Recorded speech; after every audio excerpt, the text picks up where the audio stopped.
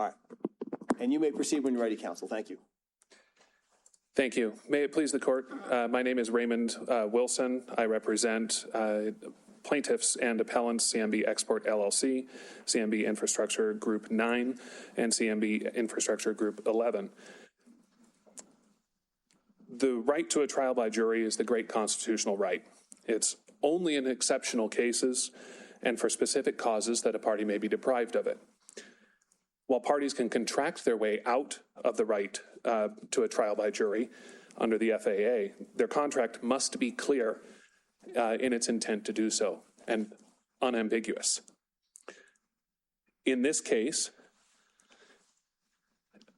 despite all of the plaintiffs and all of the defendants for claims 2 through 5 having no agreement to arbitrate, the defendants moved and the lower court granted the motion to compel arbitration, which deprived CMB Group 9 of its rights to a trial by jury, discovery, and its rights to compel witnesses to testify at the hearing on the issues presented. The primary question facing the court here today, I believe, is will this court be the first in the entire country to enforce an arbitration agreement when no party on either side of the V agreed to it? Again, the only signatories to the arbitration agreement that was enforced by the lower court were Group 11, Cobra Finance, and Cobra Instalaciones. My colleagues on the other side point towards their reliance and the lower court's reliance on the separate reporting requirements under Group 11's contract, and they allege that Group 9 was relying on that, and that's one of the bases for the enforcement of the arbitration agreement under Group 11's contract. However, there are separate reporting requirements under Group 9's agreement, which required the exact same reports that Group 11's contract did. Defendants cite to no case where no party on either side of the V agreed or failed to agree to an arbitration where an arbitration was enforced. The cases that they relied upon had at least one party on either side having agreed to it, enforcing it against a non-agreeing party. Counsel, I want to back up a minute for something that you just said about that the reporting requirements were the same under both loan contracts. If that was true, why is it? I mean, I read your complaint to focus a lot on the disclosures required under the Group 11 contract.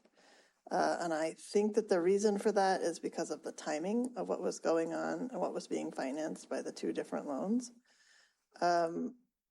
But so does that matter? I mean, it does seem like the complaint focuses a lot on the obligations owed under Group 11, and that Group 9's allegations are that it was disadvantaged, it was harmed in its ability to mitigate or protect itself because of stuff that was not happening under the Group 11 contract. Yes, and I believe the court is right in pointing that out, that the complaint focuses heavily on Group 11's contract, but complaint for damages only needs to put the other side on notice of the allegations being made against it. It's not the end-all, be-all. Should this case have proceeded, there would have been exposition that both Group 9 and Group 11 had those reporting requirements. Group 9's claims 2 through 5, relied upon those reporting requirements, and the failure to report those. But at this stage of the case, we're looking at the pleadings, right? And I think the parties agree New York law applies, and New York does have some of these estoppel theories. And so it seems like one of those theories would suggest that if you are a party who is seeking to benefit from a contract that includes an arbitration provision, and you're expressly doing that in setting out your case and your theory and your claims, then you can be tagged with having to arbitrate, because there's you can't pick and choose the pieces of the contract that you yourself are bringing to bear in the case. Why is that wrong? I don't think it's wrong in isolation, but if you're looking at the posture of the parties, each party has its own ability to contract for an arbitration agreement. They did contract for it under the Group 11 contract. The negotiating parties under Group 9 chose not to. And the combination of the claims in the complaint were for the convenience of the parties, particularly my clients, in wanting to get all of the claims out and handled at once to try to get to a resolution. It wasn't so much we're relying entirely on Group 11's contract. There were two separate contracts that were alleged. There are two separate contracts that were attached to the complaint, and claims 2 through 5 were solely the claims of the Group 9 plaintiffs. Furthermore, I think what Your Honor brings up regarding the equitable enforcement, equity can't override statute.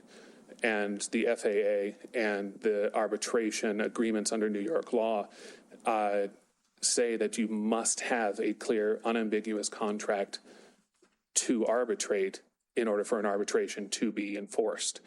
And without that, the use of the equity should have, or the equitable consideration should have fallen back on the basic, was there a clear, unambiguous agreement between the parties to the Group 9 contract to arbitrate their disputes, and there was not in this case. Well, I guess I come back to something that you said sort of at the beginning of the disclosure obligations were the same under the two contracts. If that was really true, then why is the complaint so focused on the disclosure obligations of Group 11 loan contract? I don't have a good answer to that question, Your Honor, and a mistake in drafting the complaint or an unintentional focus on Group 11 only, or a majority focus on Group 11's contract shouldn't deprive Group 9's rights to a trial by jury. Did you ever ask the district court for the ability to amend so that you could clarify that you're really just asserting rights under the Group 9 loan? To my understanding, there was no request of that nature. I may be wrong, but I don't recall seeing that in the record.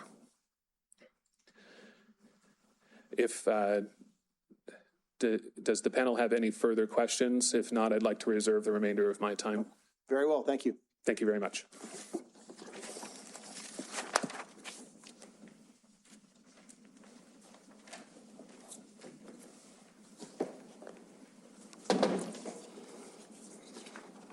And counsel, not to get you off track with your argument, but opposing counsel just said this is the first time in the history of the United States. If you could tell us either why that's true and that's fine, or why that's not true at some point in your argument, that'd be great.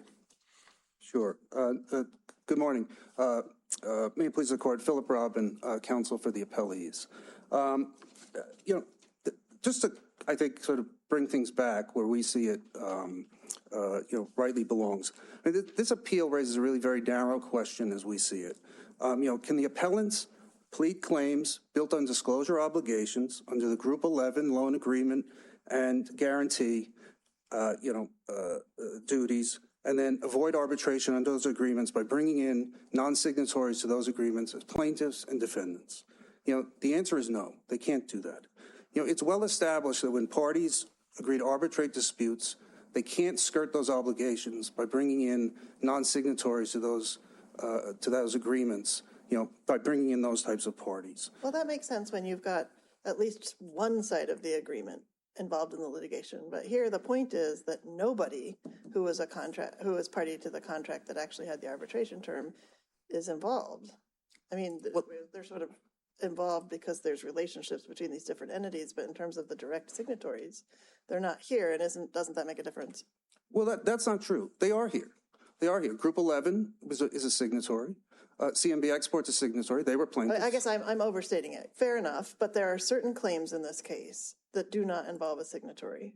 I would take issue with that as well. I mean, they group pled the whole entire complaint. I mean, it says plaintiffs, plaintiffs, plaintiffs as to every count, and makes they somewhat will, state the claims, against certain defendants, some of whom are non-signatory, some of whom are not, some of whom are, but they on every claim, there's at least one signatory to the claim as a plaintiff, and on all but one claim, there's at least one signatory as a defendant as well.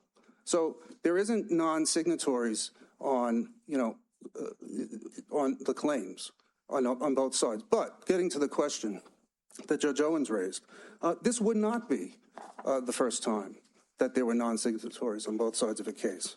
CMB says, we cite no case where non-signatories have been on both sides of a case. That's not true. In fact, the district court cited a case that had non-signatories on both sides. It's Lapina versus versus Women New York. That case had non-signatories on both sides. Now, it had a signatory.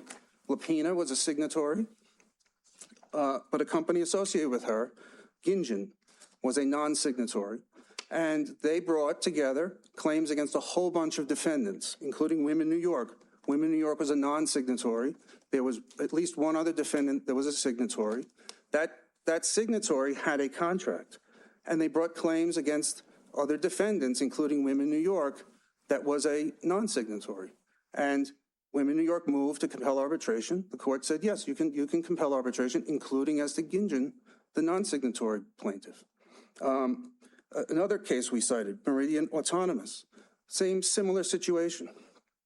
Going outside of the cases, because they said that they couldn't find any other cases involving appellate courts, in 2023, the Nevada Supreme Court, in an en banc decision, it's called RUAG, R-U-A-G, Amotech GmbH versus Archon Firearms, 538 Pacific Reporter 3rd, 428, held that non-signatories can compel arbitration or be compelled to arbitrate against other non-signatories. That case actually cites the district court's case in a footnote. It's footnote 4. It doesn't cite on that principle of law. It cites it on the principle that once you've found that you can, that non-signatories can compel arbitration by estoppel, then you can use the delegation clause to have the arbitrators determine the scope of arbitration. In New York, there's a case called Belchikov versus XTP Implementation Services, Inc. It's 232 New York Supplement 3rd, 196. That was decided by the Appellate Division of New York. That's our mid-level appellate court in New York. There's also Rivas versus Schwartz, 140 New York Supplement 3rd, 68. Also the Appellate Division of New York. There's another case, ColorWeb Inc. versus Mitsubishi Heavy Industries Printing and Packaging Machinery, 2016 Westlaw 683-7156. That's the Southern District of New York in November of 2016. Those are just some cases where there's non-signatories on both sides. They're usually combined with signatories because it's a similar situation to here where you have a signatory plaintiff with some affiliated entity claiming against signatory defendants along with non-signatory defendants. So it's a very similar situation. And, the claims here, they all relate to the Group 11 agreement. And I think, the reason, Judge Forrest, you asked this, why is the complaint so focused on Group 11 and not Group 9? It's because none of the appellees here are parties to the Group 9 agreement. They're only parties to the Group 11 agreement. So there really would be no claim that they could bring against the under the Group 9 agreement as to these appellees. It would be impossible to state, really. It would be kind of laughable. So they had to bring a claim against these parties that they could link up to this contract in some way. And that's why they had to state it in the way that they did, because they would have no connection to them other than through Group 11. So that's why we think they did that. I think it's important also to, point out what's not at issue here. They've conceded that arbitration as to their first claim was appropriate, that they should have never brought that claim in federal court. It was perfectly arbitrable. They also, I think, concede that arbitration of the other claims as to the signatory defendants was appropriate. That's maybe why they don't talk about them very much. So that would be Group 11 and CMB Export. They don't speak about them because they seem to concede that arbitration as to those would have been okay.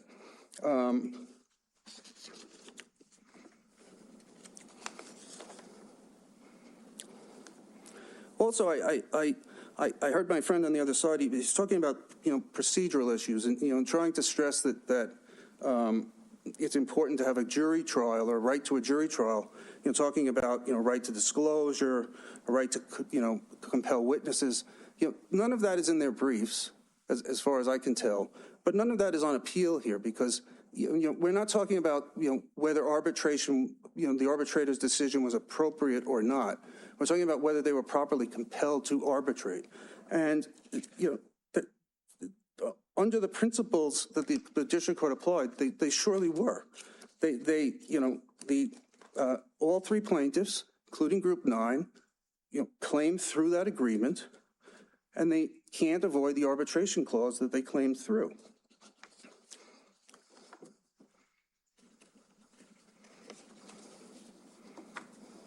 Do you agree with your friend on the other side that the disclosure agreements or the disclosure obligations were the same under the two contracts?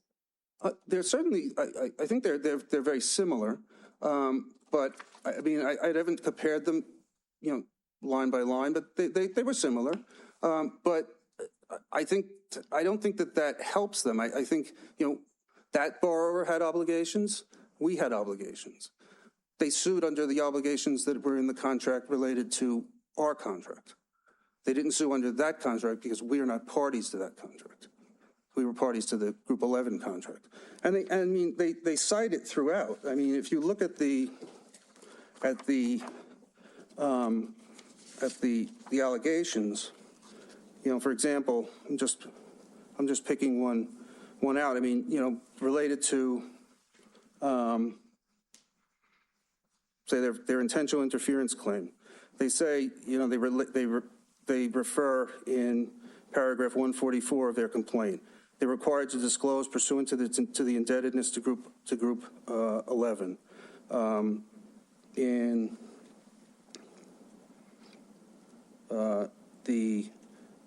the second claim, they refer back to the obligations to disclose to Group 11 and CMB Export. Those are the obligations that are under the Group 11 agreement.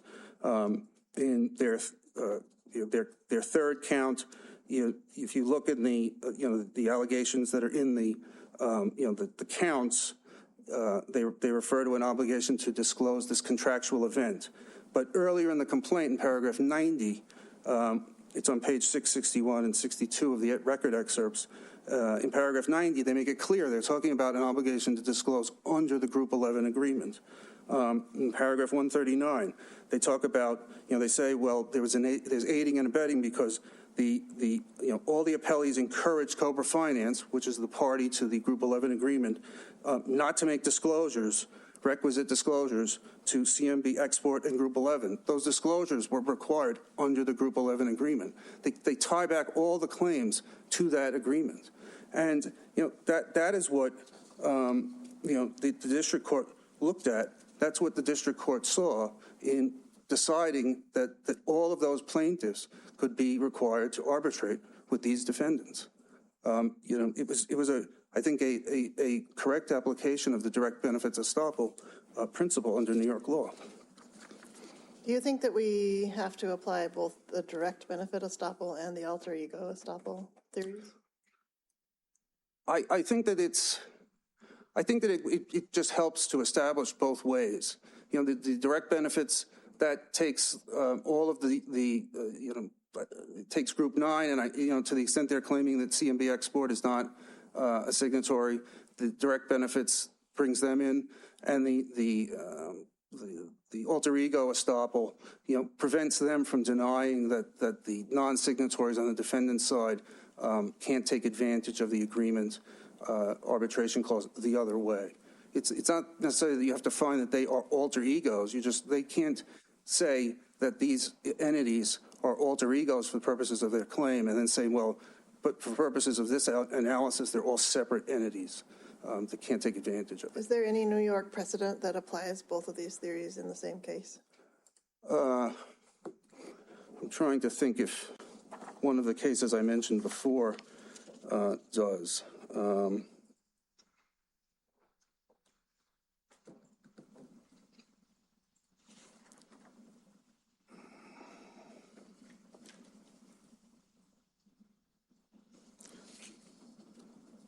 I don't remember if there's a New York case specifically that applies them both in the same case. I mean, there are certainly cases that apply them. The Smith Enron case we cite applies that alter ego principle in that way. But just by way of example, I mean, I think that the Ruag case I mentioned, the way it approaches this is that you can apply these types of principles. It cites to the Thompson case, which is where these two, I think these two principles are articulated. It says you can apply them both because you deal one from one side, one from the other side, is how I read it, and you can establish the estoppel from both ends and apply them in the same case. And I think that's an appropriate way to look at the estoppel principle, because it's looking to see, can you fairly compel a party to arbitrate, and where they've asserted claims against parties under an agreement, it's fair to do that, and I think that would be fair here. If there's no other questions, we'd respectfully request that you affirm the district court. Thank you, counsel. Thank you.